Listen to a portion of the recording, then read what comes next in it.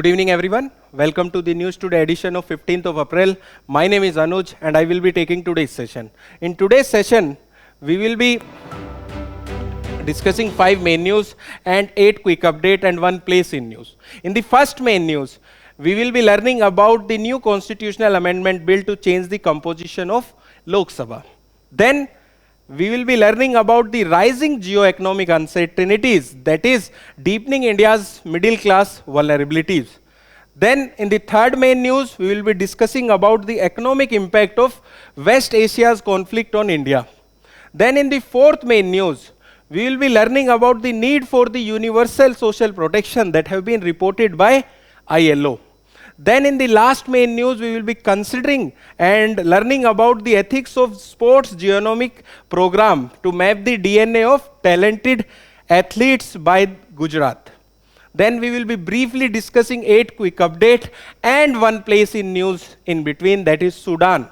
So this is the brief about today's session. Let us start with the first news for the today. So the first news is about the change in composition of Lok Sabha. So the context of this news is that the Union government have proposed the constitutional amendment bill to change the composition of Lok Sabha. It is related to paper 2, where syllabus talks about parliament and the state legislature. The bill is not out in the public purview still, but it is reported in the various newspapers. Government is calling a special assembly for tomorrow and day after tomorrow to discuss and pass this bill. In this news, we will be learning about delimitation, we will be learning about this constitutional amendment bill, as well as discussing PYQs related to prelims examination. So let us start the discussion. First of all, the development. So the government has proposed the constitutional 131st Amendment Bill 2026 and Delimitation Bill 2026. So basically their aim is to increase the seats in the Lok Sabha and the states assemblies, as well as this delimitation is for valuing one person vote as one value. Let us understand it with an example. Suppose you are there in a class which have around 100 students, and you have to select a class representative, whereas there is one more class in which your friend is there, but in that class there are 500 students and they are voting to select the class representative. Don't you think that your vote value is higher than the vote value of your friend who is there in the 500 student class? So to align that the one person should have one vote and one vote should have an equal value with the other person. For that, this is delimitation bill is coming, and this, the 131st Amendment Bill, it is for increasing the seats in the Lok Sabha as well as in the state assemblies. That we will be discussing in this news. Let us move further and discuss about the key highlight of 131st Constitutional Amendment Bill. So here there is increase in the strength of the Lok Sabha. Previously there was 543. Now they are increasing it to 850. In this, 815 are for states and 35s are for union territories where there are election. Before 2020, there was 2 seats for Anglo-Indians which was removed. Now there are 543, they have been increasing to 850. In those 850, 815 are for states and remaining 35 are for the union territories. Then there is an amendment to the Article 82. So the bill proposed to delete the third provision of Article 82, which mandate that the next delimitation exercise shall be undertaken on the basis of the first census concluded after the year 2026. And that census will be the ongoing census. Okay, but they have deleted this provision so the information or the data from the previous census can be taken. And what is the previous census? It is the census of 2011. Please be very clear. Census was going to happen in the year 2021, but due to COVID, that was postponed, and that is happening now. So this will enable the delimitation to be carried out using the census available prior to the 2026-27 census. That is the census of 2011. Then it also amend the Article 334A. That is regarding the women reservation. You might have read Nari Shakti Vandan Adhiniyam Amendment Act. That was there for the women reservation up to 1/3 in the states and the Lok Sabha, in the state assembly and the Lok Sabha. What is the change here? The change is it will allow implementation of 1/3 women's reservation in the Lok Sabha and the states assemblies immediately after the delimitation. When this act was brought in, there was a condition that it will be implemented after the next census and the census which is going on. But to implement the women reservation by the year 2029, when the next elections are planned, the previous census data for the women reservation can be used. So these are the key highlights from the 131st Constitutional Amendment Bill. Then let us discuss about the Delimitation Bill of 2026. So it will repeal and replace the Delimitation Act of 2002. Previously, there were 4 Delimitation Acts, including the Act of 2002. That was a question which was asked in the UPSC in the year 2023. And what was the years? It was there in 1952, 1963, 1973 and 2002. Then about the Delimitation Commission. So Union government will constitute the Delimitation Commission, which will be chaired by a person who is or had been a judge of the Supreme Court. These conditions are very important. Till now, UPSC have asked 2 basic questions regarding the Delimitation Commission. If UPSC will ask questions now, the questions will be on the tougher side. Okay, and remaining members, one will be there from the Election Commission and another will be from the respective state Election Commission.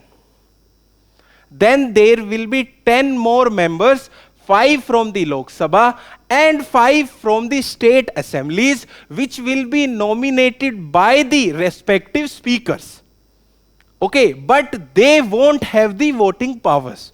Voting powers will be by the chairperson, the person from the State Election Commission and the Election Commissioner of India. Then what it will function? So this Delimitation Commission will readjust the allocation of the seat in the Lok Sabha and state assemblies and redraw the constituencies on the basis of the latest census figure. Okay, that example we understood about the selection of the class representative, that is applicable here. Okay, And about the orders, so order issued by the Delimitation Commission, once published in the Gazette of India, will have the force of a law and cannot be called into question in any court. This is a very important statement. Okay. There are some apprehensions. Southern states are saying that they have been penalized for controlling the population, because the populations are higher in the states such as Uttar Pradesh, Bihar, Madhya Pradesh will get the higher allocations of seats in the Lok Sabha. Whereas the southern states such as Tamil Nadu, Kerala, Karnataka, Telangana, Andhra Pradesh have controlled their population. So there will be limited increase in the Lok Sabha seats. So this is a apprehension, and we will be looking after how the discussion pan out regarding this bill. Now let us discuss the PYQs related to this news. First PYQ is from the year 2024. Sorry, in the discussion I said that it was there in the year 2023. It was there in the year 2024. What was the question? How many delimitation commissions have been constituted by Government of India till December 2023? Okay. 1952, 1963, 1973, 2002. 4. So answer is D, 4. Let us discuss one more PYQ from the year 2012. Question is, with reference to the Delimitation Commission, consider the following statement. Statement 1, the orders of Delimitation Commission cannot be challenged in court of law. It is a correct statement. Then, when the orders of the Delimitation Commissions are laid before the Lok Sabha or the State Legislative Assembly, they cannot affect any modification in the order. This is also an correct statement. Okay. So the answer is both 1 and 2. Let us move to the next news. And next news is related to middle class vulnerability. You might have heard a phrase that middle class is one disease away to become poor.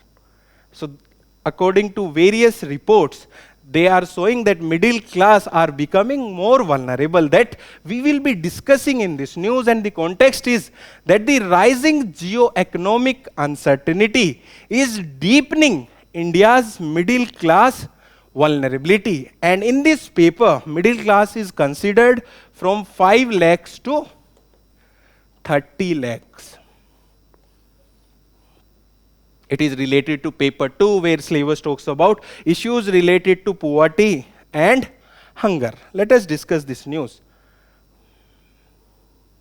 So what is the development?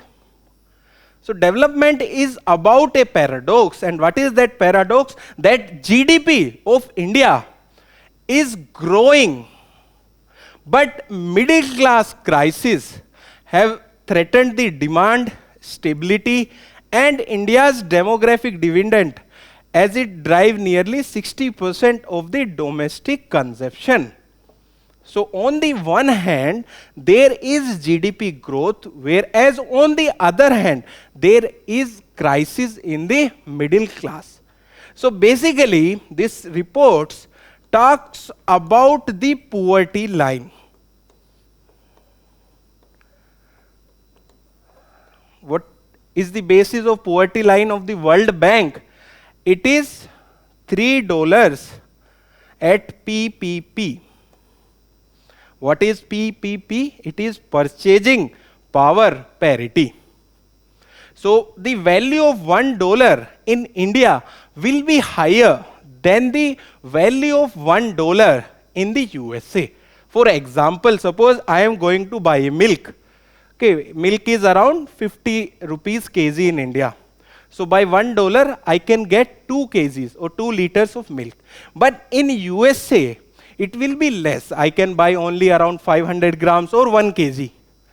That means in purchasing power parity, the value of dollars in India is higher. Okay, so the line is $3. And the report is saying that Indians are moving above the poverty line, but they are vulnerable. They can come back below the poverty line. Now we will discuss what are the reasons and what is the solution. So first of all, there is income stagnation. The report has highlighted about the middle class economic crisis. The first point is regarding the income stagnation. So what is the stagnation here? That is the income. First of all, there is stagnation in the financial growth in the key sectors like IT, which is eroding the real purchasing power. Okay, suppose someone was joining a IT company in the year 2010. He was getting a package of around 3 lakhs. I am not talking about those packages where there are 1 crore, 2 crores. I am explaining about the basic package. Okay, that was around 3 lakhs in the year 2010. But now also the package is around 3 lakhs only. And inflation is rising. So the value of 3 lakhs of 2010 is way higher than the value of 3 lakhs of today due to inflation. Then there is technological displacement. AI is replacing the humans if humans are not reskilling themselves. That's a fact. So the rapid adoption of the artificial intelligence and automation limits career progression. There was BPOs in India, but now they are being replaced by AI. Then the traditional sector bottlenecks. So in India, we consider the government job as heavens, but the growth in the government job is very slow. So these are the factors for the income stagnation. Let us look at the other factor for the middle class economic crisis. Another one is cost inflation. That is supported by soaring housing cost, especially in the urban areas and the metropolitan cities. You might have seen the hoardings where they write that the 2 BHK flats start from 5 crores only. So that is the cost of the housing sector is increasing at a very rapid pace when compared to the incomes of the persons. Then escalating education expenses, which is driven by the hyper competitive academic environments. Okay, so there is hyper competitive environment related to education, and there is a social value attached to it as well. If they are sending to a good school, we will be sending to a better school, but the fees of that school will be way higher. So that is the second factor. Then there is unaffordable health care outside the public hospitals. Okay, then there is infrastructure deficit, which is one is hidden cost of living. Suppose you are living in a city and there are frequent power outages, there is erratic water supply and poor digital connectivity. So you will depend on the private backups that will increase the cost of living. Then there is loss of productivity as well due to factors such as poor road infrastructure or traffic jam for the hours. Let us now discuss at the solution which have been provided by the paper. So first of all, they talk about the ADAPT framework, where A stands for the assessment. It called for analyzing the cash flow pattern, debt service ratios and the insurance gap, so that these challenges and these gaps can be filled. Then it talk about diversification of the income source. Most of the persons are dependent on one source, and that is also very low. The report have highlighted that e-Shram portal, which registered the unorganized sector, in that around 94% people are only getting 10,000 rupees per month. Okay. Then about the automation, so the report called out for utilizing the automated financial process to reduce the management burden. Then planning for the skill evolution. Okay, there is need for reskilling and upskilling. 30% of Indian graduates are unemployment.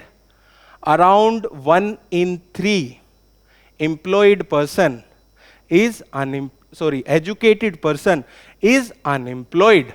So education is not providing the social mobility that it was there for. It is there for many purposes, but getting a job is also one of the purpose for that. Then tracking and adjustment of the budget performance, expenses trend, and the investment returns.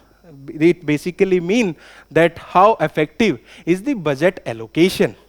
Then it also talks about the policy intervention. That means the targeted tax relief, healthcare and the education subsidies, and the structural economic reforms, so that the dependency on the private institution can get reduced.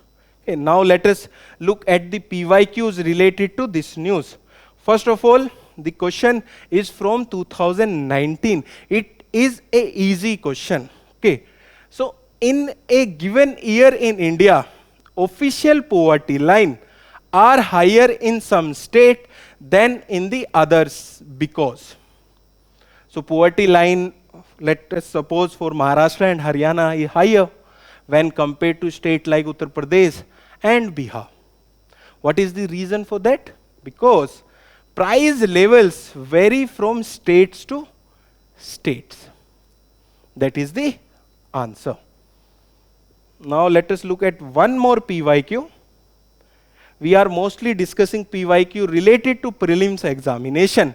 So the question is from 2018. Increase in absolute and per capita real GNP, gross national product. It is GDP plus net factor income of citizens.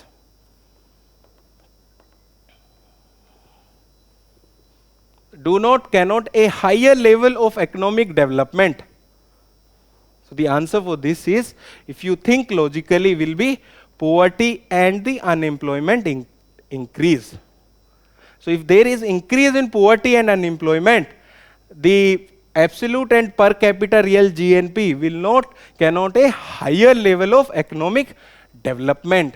You should also know about the economic growth and the economic development. With this, we have completed this news. Now let us discuss the next news. The next news is related to the conflict in the West Asia, and the context here is that the UNDP report have highlighted the economic impact of West Asia conflict on India, and this report was prepared on the 9th April, and it takes into the consideration all the events which was there or which was happening in the West Asia till 6th of April.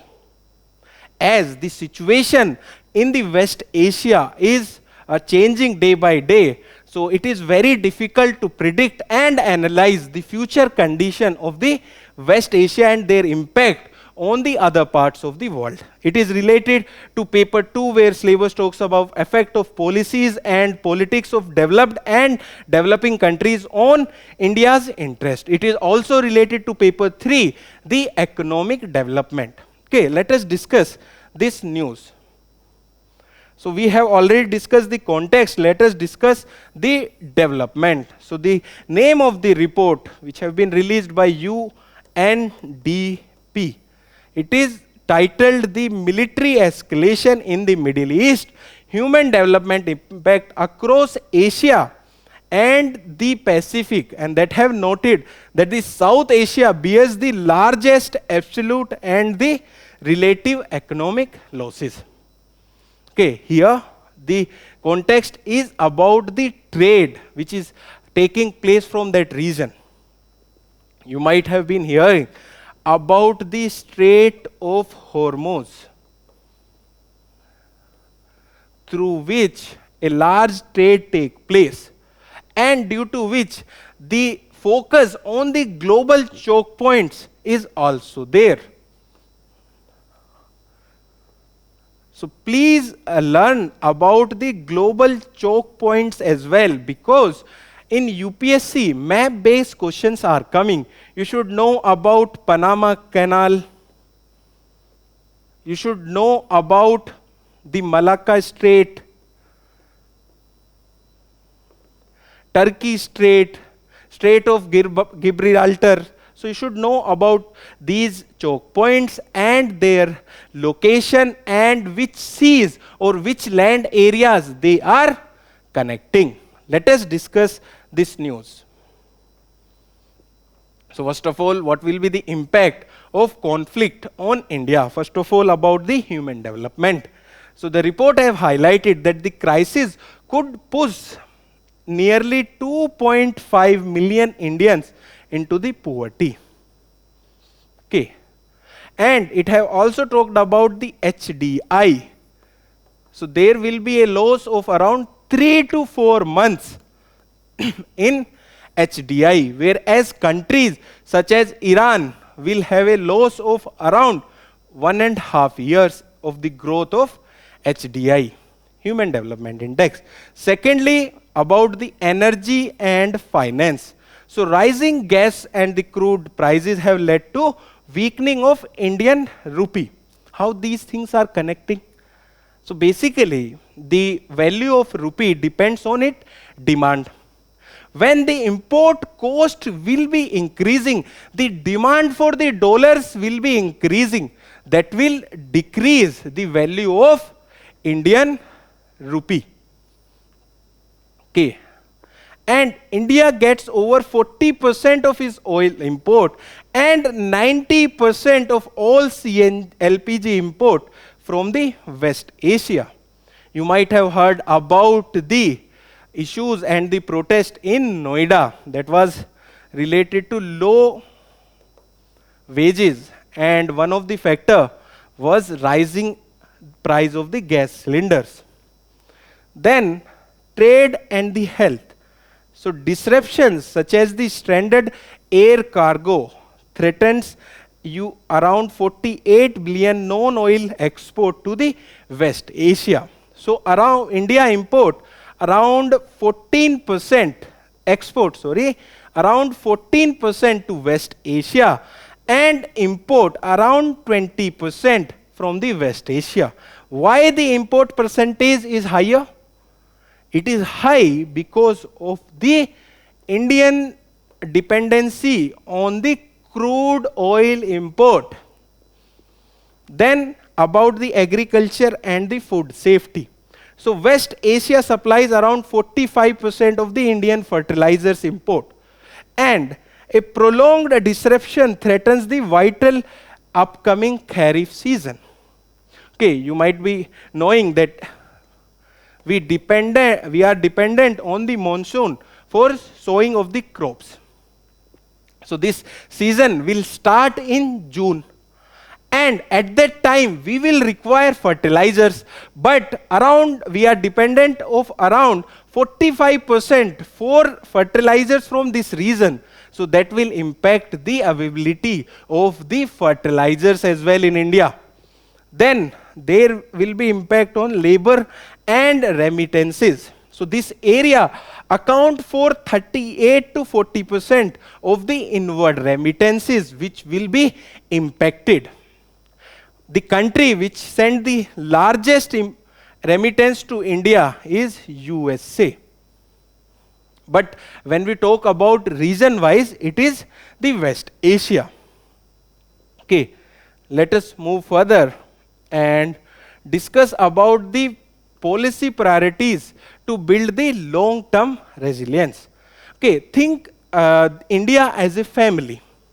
Suppose the government is spending the money on subsidies that will impact the budget of the health and the education. So overall family will get impacted. Okay, the education and health can be impacted. So what are the policy priorities to build long-term resilience? First, strengthen the shock responsiveness social protection. So there can be COVID, there can be war, or there can be disruption in the global supply chain. For that, we should be ready, and that require transition from blanket subsidies to the targeted cash transfer, especially to the people who are unemployed or employed in the informal sectors.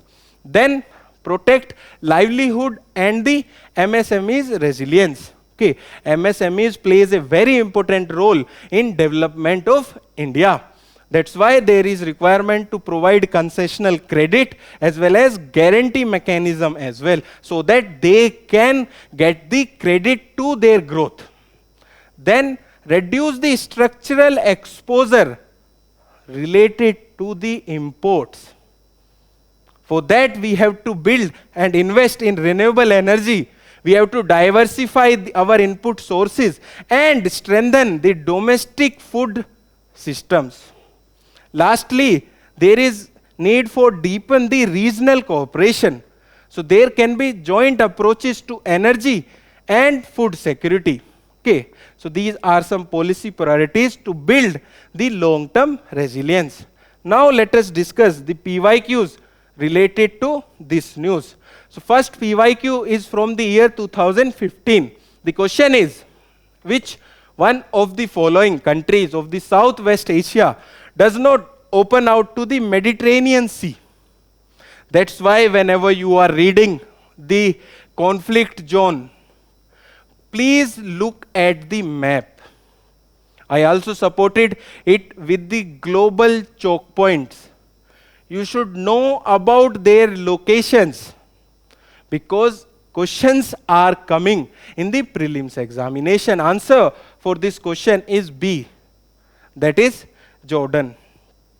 Now let us move to the next question related to this news. The next question is from the year 2024. So the question is, consider the following statement: the Red Sea receives very little precipitation in any form. Okay, so Red Sea lies in a zone where air is descending, and descending air does not lead to the precipitation. First statement is correct. Then second statement, no waters enter the Red Sea from the rivers.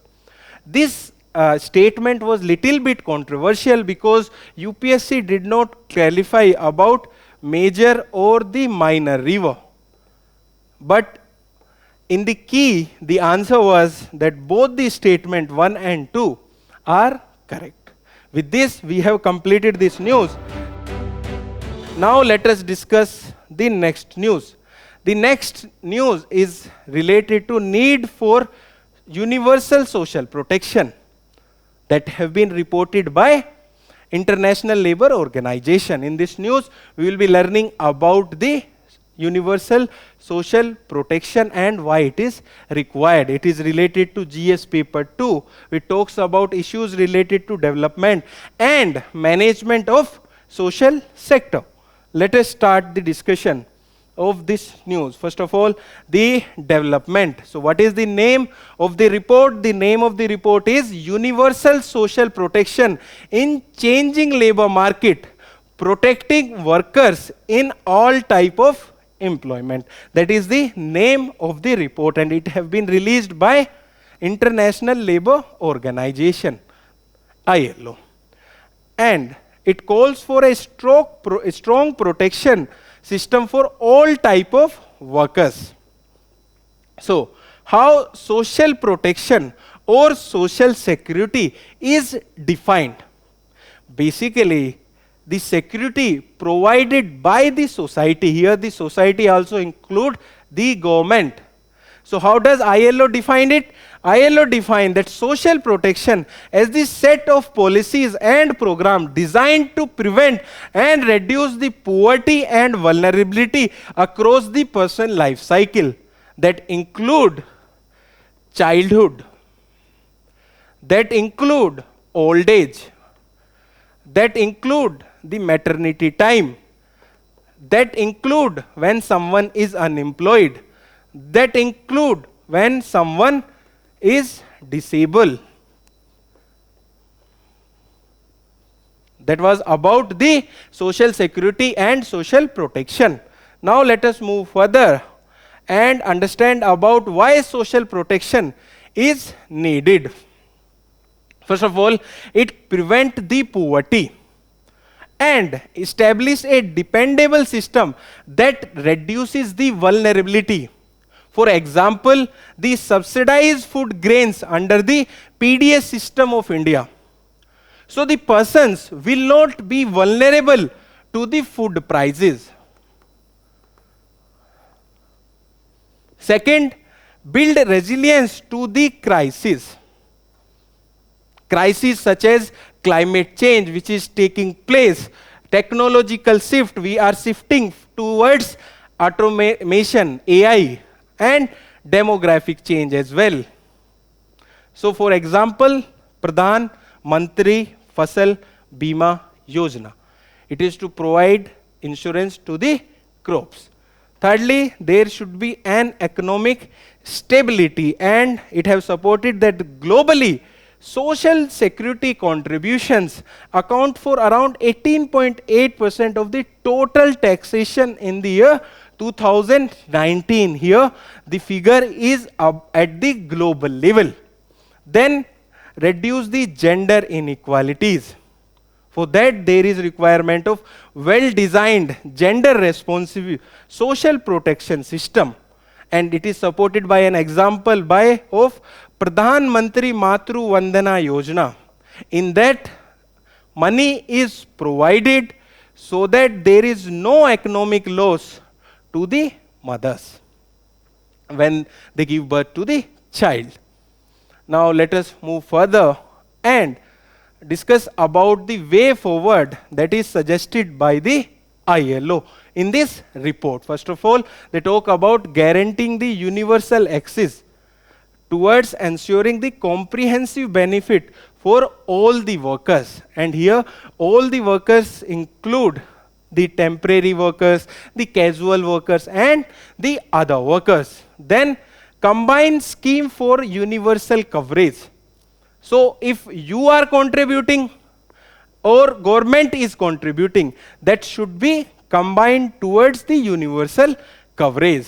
Then ensure the national social protection floor that will require a basic level of income security. If you have seen this, the issue in the Noida, you might have learned that the basic minimum wage or the minimum wage have been increased by the government, the state government. Then there are the other methods as well, such as implementing the gender responsive system. You might have heard and learned about the gender budget.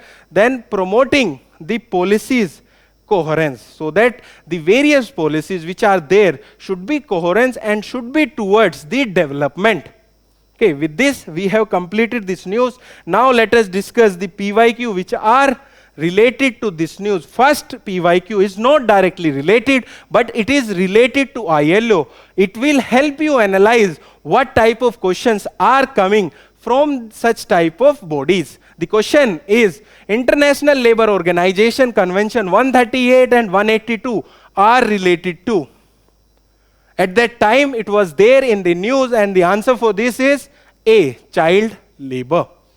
Now let us discuss one more PYQs which is related to the social protection. So such type of questions can come from the social protections. In the prelims examination, question is from the year 2017, and the question is, who among the following can join the national pension system? It is a tough question. So answer, let us discuss the answer for this. Resident Indian citizen only. At that time it was changed, and NRIs were also allowed. So for A cannot be the answer. Person of age from 21 to 55. It is for 18 to 70. So B won't be the answer. Then C, all state government employees joining the services after the date of notification by the respective state government. This is an correct statement. D, all central government employees, including those of armed forces, joining the services on or after 1st April of 2004. Normally we think that the financial year end at the March, and it will be correct. But it is from 1st January 2004. That's why this is also an wrong statement. This was a tough question. Okay, so the answer is C. Now let us move to the next news. And the context of that news is that the government of Gujarat have launched the sports genomics program to map the DNA of the talented athletes. You might be aware that the Commonwealth Games have to take place in Gujarat. It is related to GS paper 4, ethics. Let us discuss this news.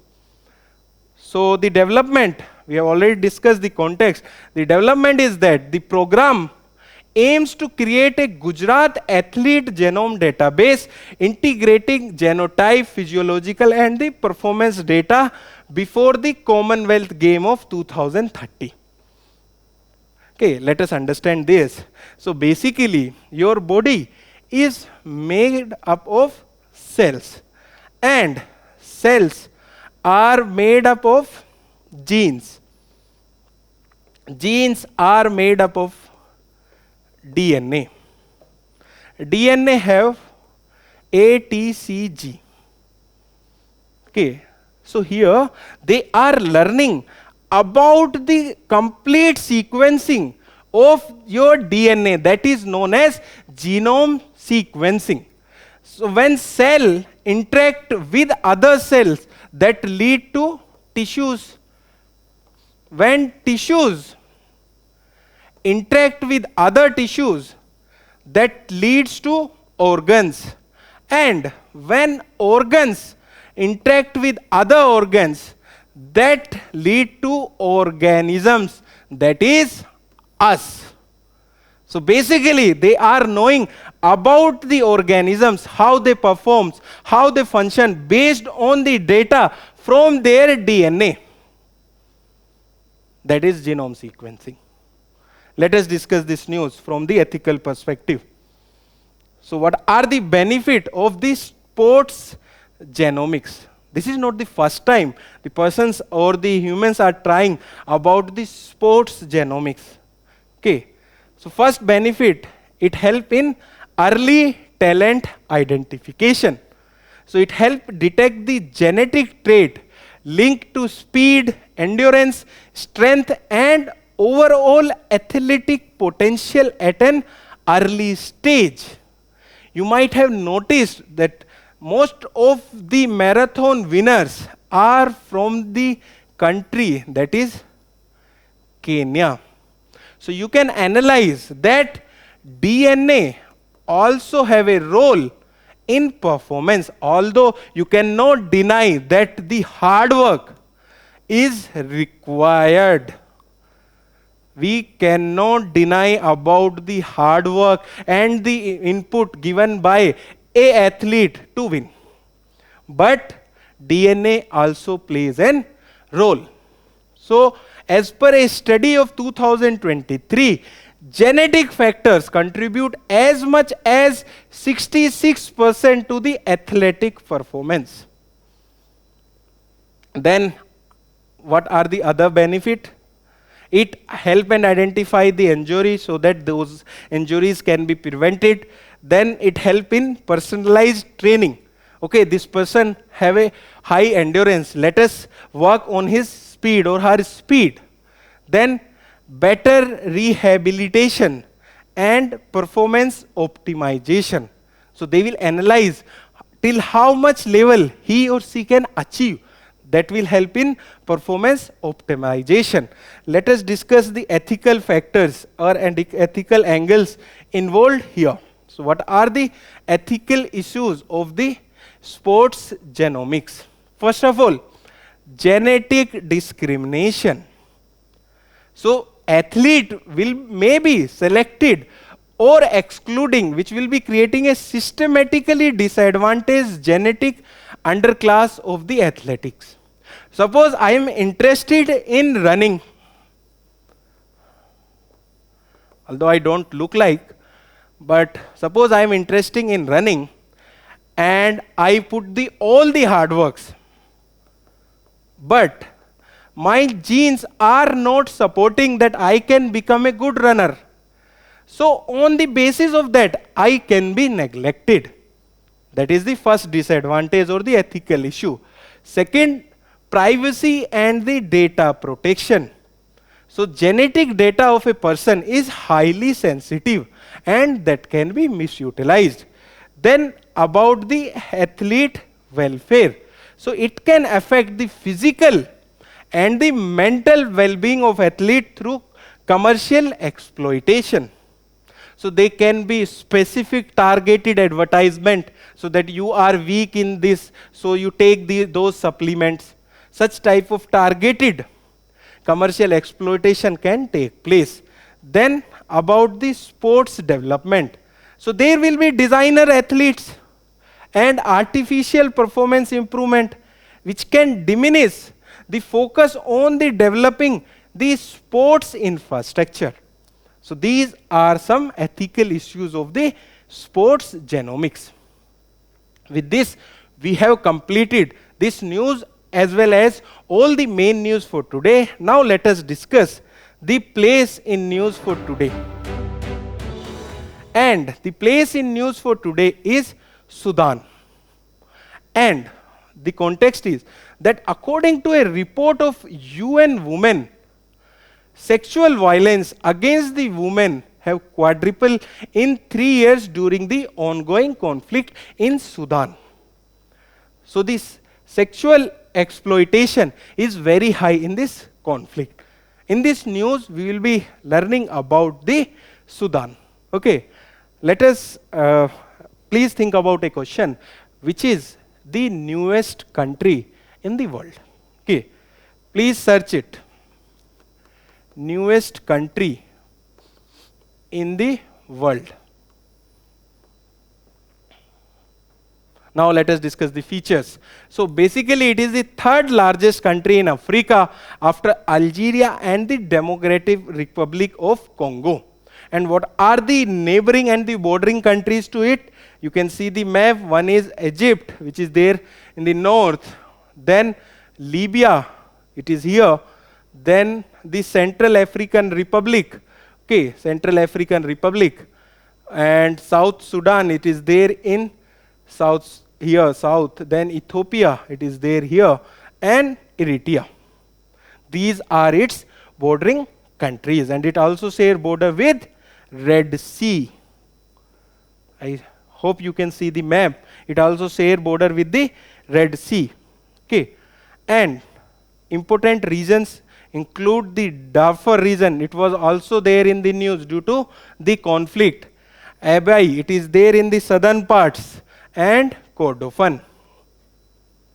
And much of the Sudan consists of the desert and the grassland. The northern part is almost the desert area and the arid vegetation. The southern area is semi-arid. Then the major deserts include the Libyan desert and the Nubian deserts. And the Nile River, here the Blue Nile and the White Nile meet in the Sudan at Khartoum.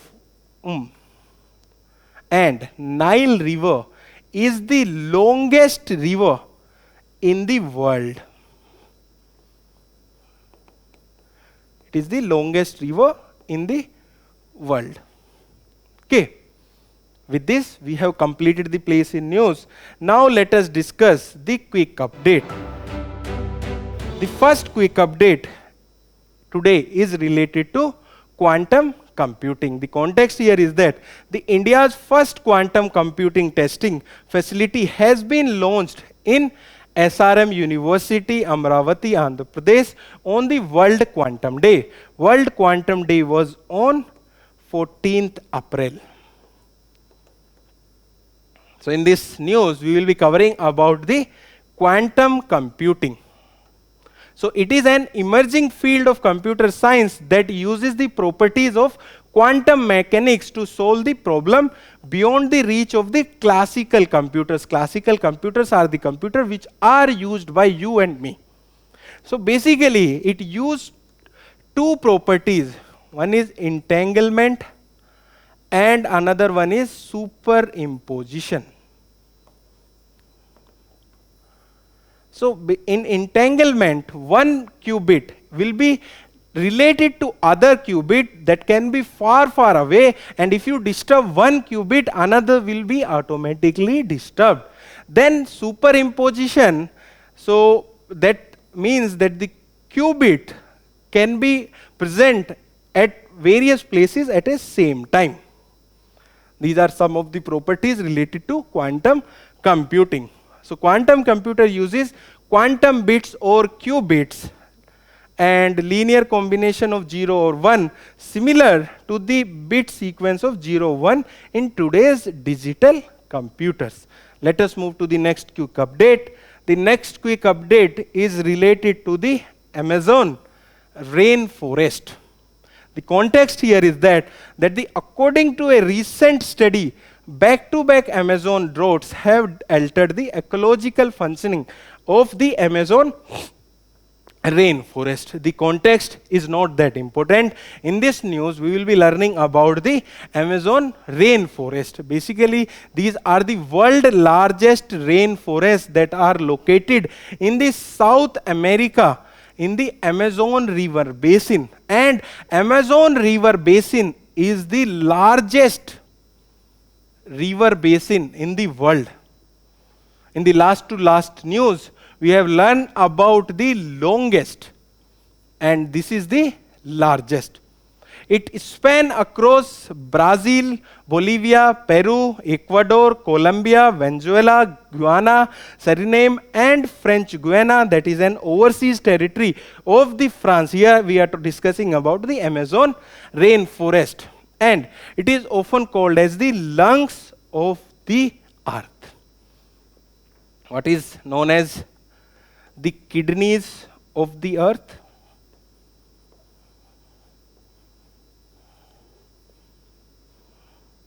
That are the wetlands.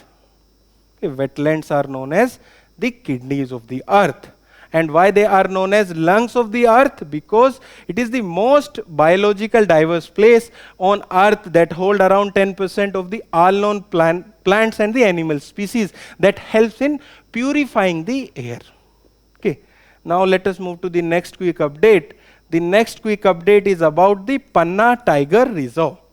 And the context here is that the tribals have been protesting in the Panna Tiger Reserve over compensation and rehabilitation related to Ken-Betwa River Linking Project. What is this Ken-Betwa River Linking Project? Basically, so the government is transferring the surplus water from the Ken River to the Betwa River by interlinking by a canal. So Panna Tiger Reserve is there on the Ken. So here we will be discussing about the Panna Tiger Reserve. It is a national park, tiger reserve, and a biosphere reserve. And its core constituents include the Kangrial sanctuaries and the Panna sanctuary. And its location, it is there in Panna and the Chhatarpur district of the Madhya Pradesh, which is there on the Vindhyan hills. And vegetation include the dry deciduous forest along with the grassland, and river Ken flows from south to north. Please be very clear that this information is very important. So the water from the Ken is transferred to the Betwa. And Panna Tiger Reserve is there on Ken River. Then fauna, tiger, leopard, nilgai, chinkara, chausinga. These are some of the major fauna which are found in the Panna Tiger Reserve. Now let us move to the next quick update. The next quick update is about Khanij Bidesh India Limited, that is in the short form known as Kabil. And what is the context? The context is that the Kabil have secured the environment clearance for deep exploration of the 5 lithium block in Argentina. And the Minister of Mines have said that we will be able to explore the lithium by the year 2029. In this news, we will be basically learning about lithium as well as Kabil. So lithium is a soft, silvery white alkali metal and has a lowest density among all the metal. It is an extreme statement, that's why it become important, and lithium is continuously there in the news. So UPSC can ask the related fact. Then Argentina, Bolivia and Chile form the lithium triangle which hold more than 75% of the world lithium supply. Argentina, Bolivia and Chile, they form the lithium triangle. Now let us come to the Kabil. So it was established in the year 2019 and it is a joint venture company of the National Aluminium Company Limited, Hindustan Copper Limited and Mineral Exploration and Consultancy Limited. It is there under Ministry of Mines. Don't get confused or don't get trapped when there is a question that Kabil is there under external ministry or Ministry of Earth Sciences. It is there under Ministry of Mines. And what are its objectives? It identifies, acquire, develop, process and make commercial use of strategic minerals including lithium in overseas location to supply for India. As we are moving into the future, we are in the requirement of critical minerals such as lithium. Now let us move to the next quick update. The next quick update is about Ghaggar River. And the context is that the cancer cases have risen in a village which is there on the Ghaggar River in Haryana and reportedly are linked with the polluted river water. In this news, we will be learning about the Ghaggar River. Basically, it is an intermittent river. What that means that it does not flow all around the year. And it only flows in the monsoon season. It originates in the village of Dagsai in the Shivalik hill of Himachal Pradesh. That means the outermost hills of the Himalayas, and it flows through the state of Punjab, Haryana and Rajasthan, and it get ended in the Thar desert. Then what are its significance? So many archaeologists identify Ghaggar with the Vedic Saraswati river where many of the Harappan sites have evolved, and in that famous ones are Kalibangan, Cholistans which were used to found along the border or the basin of this river. Now let us move to the next quick update. The next quick update is about the Garo Hill reed snake. The context here is that the new burrowing reed snake species have been discovered in the Meghalaya's Garo Hills. So in this news, we will be learning about Garo Hills as well as about this species. So it is a small burrowing reed snake. Burrowing means they dug a hole in the earth. Then these snakes are generally small with slender bodies, that means elongated bodies, and that help them to dug out the hole. Now coming to the Garo Hills, They are located on the western part of the Meghalaya state. You might have heard about Gairo, Khasi and Jaintia hills. So they are at the western end of the Meghalayan state. Then about the people and the culture, they are predominantly inhabited by the Garos tribes, and Garos tribe is a matrilineal society which belongs to the Bodo family of the Tibeto-Burmese race tribes. And Garo Hills Conservation Area form the westernmost limit of the Indo-Malayan biodiversity hotspot. And it is separated from the peninsular region by the Malda Fault, Malda Gap or Malda Fault. Now, let us move to the next quick update. The next quick update is about the Harvest Festival in India. The context here is that the President and the Vice President have extended greeting on multiple harvest and the New Year celebration across India. Okay, so Harvest Festival depends on many factors, and basically they depend on the climate and the rainy season. That's why the Harvesting Festival varies from one region to another. The timing. Here we are discussing about the different Harvest Festival and the New Year's. First one is Baishakhi. It is there in Punjab and Haryana. Pohang Bihu, that is the Assamese New Year. Mesadi Putandu, that is there in Tamil Nadu, and this is in Tamil Nadu New Year. Then Vishu, that is Kerala's New Year. Then Panna Sankranti, that is Odia New Year. Then the Charyoba, that is the Lunar New Year in Manipur. Then the Poila Boishak, that is there from the Bengalis New Year. Let us move to the next quick update. The next quick update is related to Andaman Sea. The context here is that the Rohingyas refugees and the Bangladeshi national feared missing after boat capsizes in Andaman Sea. Rohingyas refugees are from the Myanmar. In this news, we will be learning about the Andaman Sea. So it is located on the northeast Indian Ocean. If you see the map, you will see the Bay of Bengal. In that, there will be Andaman Sea on the lower right hand corner. And it is bounded by Myanmar in the northeast, Thailand and Malaysia in the east, Sumatra in the south, Andaman and Nicobar on the west.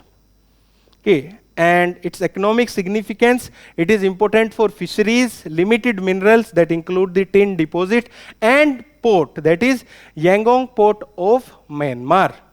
UPSC have once asked about the location of Andaman and Nicobar Island, to which area it is nearby. The option was Java, Sumatra, Sunda and the Sri Lanka Island. Okay, that was asked by UPSC. So please look into the map, then only you can solve such type of questions. Lastly, what are its strategic significance? It is part of the maritime route through the Strait of Malacca. That is there near the Singapore. With this, we have completed the discussion for the today's news today. And if you want to read further the current affairs and solve the smart quizzes, you can visit the digital current affairs website of us, and please solve the questions which are visible on your screen. Thank you and all the best for your preparation.